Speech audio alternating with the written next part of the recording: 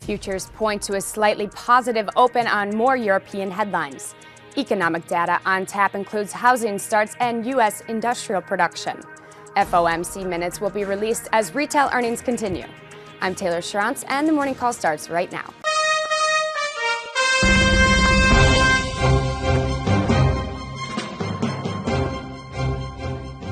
Good morning, I'm Scott Redler, Chief Strategic Officer of T3Live.com. And I'm Jill Malandrina with The Street, and together we bring you the Morning Call Express. Scott, we're down again yesterday. It's been a really slow, constructive grind down versus Q1, where it was a slow, constructive grind up. So what are we taking a look at in the market? It's been really tricky playing these European headlines. Yeah, well, at this point, I think we're getting closer to some macro levels, some levels where I think you could dip your toe back in. The problem with a slow, methodical move down is it doesn't create a tradable bottom. You need some fear now. You need some acceleration. If we get that, typically that's when you see a turn, and I think we're close, but we're not quite there yet. So how are we setting up for trade today? Where are we looking to buy and get involved in this market? Well, I think you have to look at yesterday's low. That's the way tactical traders have been looking at it. If you look at yesterday's low, let's take a quick look at the chart. You will see that area right here was as low as 1328. We're opening up a little bit above it. What I'd like to do is I'd like to see us trade through this low and start to see some acceleration lower. The target that I've had of this move of a short-term area was this 1320. I think if we could see 1320 today, that might produce enough fear and create some type of reversal strategy that we could actually trade for more than just an hour or two and maybe get it for multi-days. But then if you overall really look here, the measured move of this head and shoulders pattern that we've talked about comes in at 1300, but obviously there's a lot of trades and time to go through with these headlines. Moving along to the sector spotlight, what Scott and I do for you are look for identifiable themes in the market. And what's really been driving has been tech, gold. We've been talking about those two key themes a lot because gold's made some huge moves just in the last quarter alone. Let's take a look at the Qs real quick in GLD. Well, the Qs and tech have been leading the market, and that's why a few weeks ago when the Dow led the market, it let us know that there were some faulty signals not to fall asleep behind the wheel. Now, if you look at the Qs right here, we're coming into the 100-day moving average. So at the 100-day moving average, you try and find some support. Remember we talked about this descending channel that tried to break to the upside? It failed quickly. So now the question is, can this 100-day control the market if we start to trade below 63.26? The next real level is down here at around 62. So I would watch yesterday's low, use that as a pivot. I think we're close to a tradable bottom here, but we need to see which way it works out. And even GLD really quick, we went with gold from 1800 to just below 1600. Are you looking to buy here, or do you think you have to just step back a bit and see how this plays out? Today we're coming into a major pivot.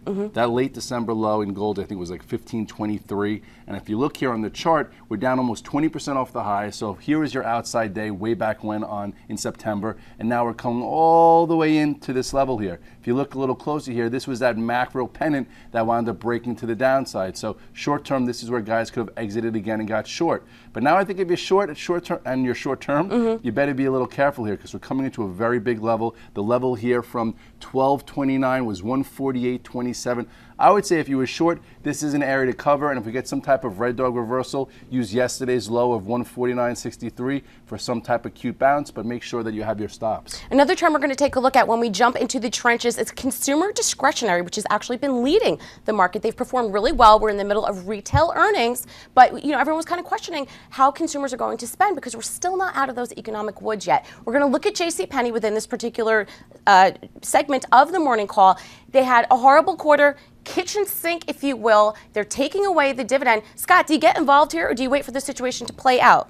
Well, I have to take my hat off to Stephanie Linkus. I've spoken about this company with her, and she did not like it. She said avoid it. So if you've been avoiding it, you look here today. I do think there's some opportunity. If you go to the chart, it wasn't expecting much. We've been having a methodical pulling all the way to support, so it wasn't pricing in anything good, but it also wasn't pricing in a horrible quarter because, when you're a trick at nothing, you do nothing well, and right now there's no identity at Jcpenney. So I do think you see a small little support coming in right around below 30. I'm not exactly sure where it's opening, but I think it's somewhere around there, and then you obviously have major support at 24.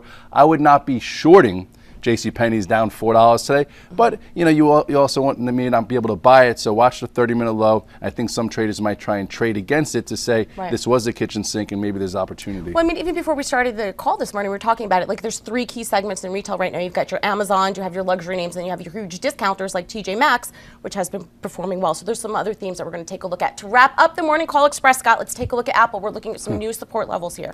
Yeah, yesterday a lot of the traders were focused on this short, and we broke that 5 $5.55. At this point, I think it's up a few dollars. You look quickly right here. I would say with Apple, we're breaking key support. It's always a little tricky here with Apple. I would say watch it. If you're short, use this as your stop. There's $5.63. If you're looking for an ad, if we trade below yesterday's low of $5.51, you could see quickly $5.47, and then really, I think the 100-day is where it'll be a compelling buy, and that's around $5.25. All right, we'll be checking you out on the Twitter feed to see where you are trading with Apple. Don't forget, guys, end of the day, every day, Scott and the team, they wrap it up for us on the charts, options, profits, real money, and T3Live.com. Have a great day. Hi, I'm Sean Hendelman, CEO of T3 Live, where we train, coach, and mentor traders in order to help you put your money to work with confidence. The T3 Live approach is a blueprint for you to recognize, adapt, and ultimately take advantage of different market conditions. To begin your training with T3 Live, we would like to offer you the opportunity to enroll in our free 30-day online home study course. Fill in your name and email address, and I'll see you on the other side.